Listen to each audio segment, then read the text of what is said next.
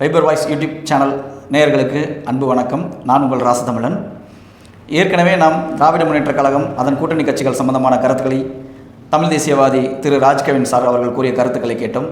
இன்று நாம் பார்க்க போவது அனைத்திந்திய அண்ணா திராவிட முன்னேற்றக் கழகத்தின் கூட்டணி வியூகங்கள் மற்றும் கூட்டணி கட்சிகள், அதில் இருக்கும் சிரமங்கள், பிரச்சனைகள், அவர்கள் எடுக்கப்பட வேண்டிய நடவடிக்கைகளும் அதை பற்றிய கருத்துக்களை திரு ராஜ்கவின் அவர்கள் நமக்காக என்று கூற வந்திருக்கிறார். சார் வணக்கம். சார் வணக்கம். அனைத்து இந்திய அண்ணா திராவிட முன்னேற்ற கழகம் சம்பந்தமாகவும் அதன் கூட்டணி சம்பந்தமாகவும் தங்கள் கருத்துக்கள் என்ன? ஏற்கனவே நான் கூறியபடி திமுக கூட்டணி கிட்டத்தட்ட அப்படியே தொடர்கிறது. அது என்ற மாற்றங்களும் இருக்க இனி வாய்ப்பில்லை. அதிமுக கூட்டணியை பொறுத்தவரை ஆளுங்கட்சி திமுக இன்று எதிர்க்கட்சியாக இருக்கும் அதிமுக கூட்டணியில் பிஜேபி ஒரு முக்கிய அங்கமாக வைக்க இருக்கிறது. அதைத் தொடர்ந்து மற்ற கட்சிகள், குறிப்பாக அமமுக, பாமக, இன்னும் மற்ற சில புதிய தமிழகம், ஜான் பாண்டியனின் கட்சி, மற்ற சிறு சிறு கட்சிகள் அதில் வந்து சேரும் வாய்ப்புகள் அதிகமாக இருக்கிறது. திமுக கூட்டணி ஏற்கனவே நான் சொன்னபடி 35லிருந்து 40% வாக்குகளை பெறுவதற்கான வாய்ப்புகள் அதிகமாக இருக்கிறது. அதிமுக கூட்டணியை பொறுத்தவரை கடந்த பாராளுமன்ற தேர்தலில் இருவரும் சேர்ந்து ஒரு 40% ஓட்டுகளை பெற்றார்கள். தற்போது நடப்பது சட்டமன்ற தேர்தல். சட்டமன்றத்தில் அதே 2 கூட்டணிகளும் பெற்ற வாக்குகள் மீண்டும் கிடைப்பது வாய்ப்பு குறைவுதான். திமுகவின் மீது ஒரு அதிருப்தி இருப்பது உண்மைதான். அதை தாண்டி குறிப்பாக சிறுபான்மையினர் ஓட்டு நான் ஏற்கனவே கூறியபடி திமுகவுக்கு சென்றுவிடும். கணிசமான வாக்குகள் விஜயின் தாவைக்காகவும் சென்றுவிட வாய்ப்பு அதிகமாக இருக்கிறது. ஸோ நிச்சயமாக அதில் 5% வாக்குகள் அதிமுக கூட்டணி கிடைத்தாலே அது பெரிய விடயமாகத்தான் இருக்கும். எனவே அந்த கணக்குப்படி பார்த்தால் இரு கட்சிகளும் சேர்ந்து ஒரு 30% வாக்குகளை தாண்டலாம். ஆனால் நீங்கள் சொல்வது ஓரளவுக்கு சாத்தியக்கூறாகவே இருக்கலாம்.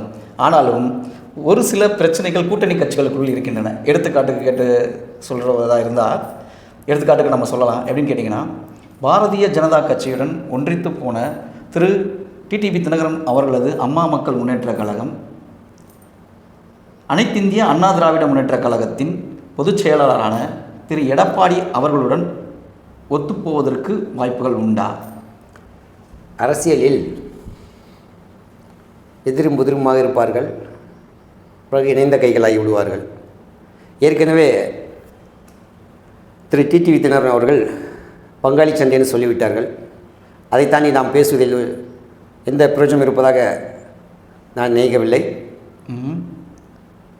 ஆனால் நிச்சயமாக அது ஒரு தேர்தல் நேரத்தில் பிரதிபலிப்பதற்கான வாய்ப்புகள் இருக்கிறது.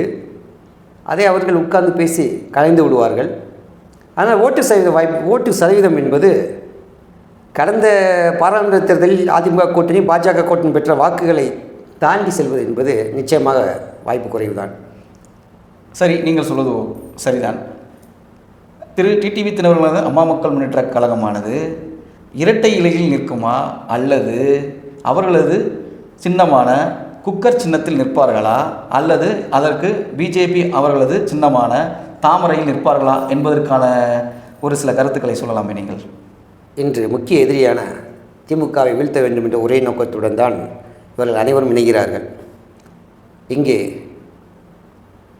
பசி இருப்பவர்கள் இலையில் சாப்பாடா அல்லது தட்டில் சாப்பாடா என்று பிரித்து பார்க்க மாட்டார்கள். முதலில் பசி இருக்கிறது, எவ்வளோ முடியுமோ அவ்வளோ சீக்கிரமாக உணவை எவ்வளோ அதிகம் முடியுமோ சாப்பிடத்தான் முயற்சிப்பார்கள். எனவே இந்த கேள்விக்கு இங்கு வேலை இல்லை. அனைத்து இந்திய அண்ணா திராவிட முன்னேற்ற கழகமானது ஒவ்வொரு கட்சிக்கும் அவங்களோட கூட்டணி கட்சிகளுக்கு எப்படி தனது சீட்டுக்களை பிரித்து கொடுப்பார்கள், அது எந்த அடிப்படையில் அமையும்? அது திரு டிடிவி தினகரனார் அவர்களது கட்சிக்கு தனியாகவும், பாரதிய ஜனதா அதற்கான கட்சியாகவும், இன்னும் வருகின்ற சில கூட்டணி கட்சிகளுக்கும் இது அனைத்திந்திய அண்ணா திராவிட முன்னேற்ற கழகத்தின் தலைமையில் பிரிக்கப்படுமா அல்லது பாரதிய ஜனதா கட்சியின் தலைமையில் பிரிக்கப்படுமா? அதாவது அதிமுக கூட்டணி என்று கிட்டத்தட்ட உறுதியாகிவிட்டது. அதிமுகவை சேர்ந்தவர் தான் முதல்வர் வேட்பாளராகவும் இருப்பார். பிஜேபி இதில் முக்கிய பங்காற்றி கொண்டிருக்கிறது. இந்த கூட்டணி உறுதிப்படுத்துவதற்கு பிஜேபி தான் எல்லாவற்றிலும் காரணம், முக்கிய பங்காற்றியது. கடந்த பாராளுமன்ற தேர்தலில் அவர்களுடன் கூட்டணி சேர்ந்து போட்டியிட்ட அவர்களுடைய கூட்டணி கட்சியினருக்கு அவரே முன்னின்று அந்த தொகுதி பங்கீட்டை செய்து கொடுப்பார்கள். அது ஒரு பெரிய பிரச்சனையாக இருக்காது. காரணம், திமுகவை வீழ்த்த வேண்டும் என்பதற்காக ஏற்பட்டுள்ள ஒரு கூட்டணி இது. எனவே அது திரு பழனிசாமி அவர்கள் பிரித்து கொடுப்பாரா அல்லது பாஜக பிரித்து கொடுக்குமா என்பதற்கான கேள்வி இல்லை. கணிசமான வாக்கு வைத்திருக்கும் கட்சிகளுக்கு 1-2 தொகுதிகள் கூடுதலாக கிடைக்கும். குறிப்பாக அமமுக கட்சி ஒரு முக்கியமான, குறிப்பாக தென் மாவட்டங்களில் ஒரு முக்கியமான இடத்தில் இருக்கிறது. அவர்களை எந்த அளவுக்கு இந்த கூட்டணி மதித்து கௌரவமாக சீட்டு பங்கீடு செய்தால் அவர்கள் நிச்சயமாக தேர்தல் களப்பணி ஆற்றக்கூடிய சிறப்பு மிக்கவர். ஏற்கனவே அதிமுகவில் இருந்து பணியாற்றியவர்கள். நிச்சயமாக தென் மாவட்டங்களில் ஏற்பட்டிருக்கும் இந்த தொய்வை சரி செய்ய முடியும். அவர்களை எப்படி இவர்கள் வழிநடத்தப் போகிறார்கள், எப்படி அவர்களுடன் இணைந்து செயல்படப் போகிறார்கள் என்பதை பொறுத்துத்தான் தென் மாவட்டங்களில் இது அதிமுக கூட்டணியின் வெற்றிக்கு முக்கியமான ஒரு காரணமாக இருக்கப் போகிறது. அப்போது அனைத்திந்திய அண்ணா திராவிட முன்னேற்ற கழகமானது அதன் கூட்டணி கட்சிகளை தோழமையுட நடத்தி கொண்டிருக்கிறது என்று தங்களது கருத்துக்களை பகிர்ந்தமைக்காக வைபர் வாய்ஸ் சேனல் வழியாக உங்களுக்கு நன்றி தெரிவித்துக் கொள்கின்றோம். நன்றி, வணக்கம். வணக்கம்.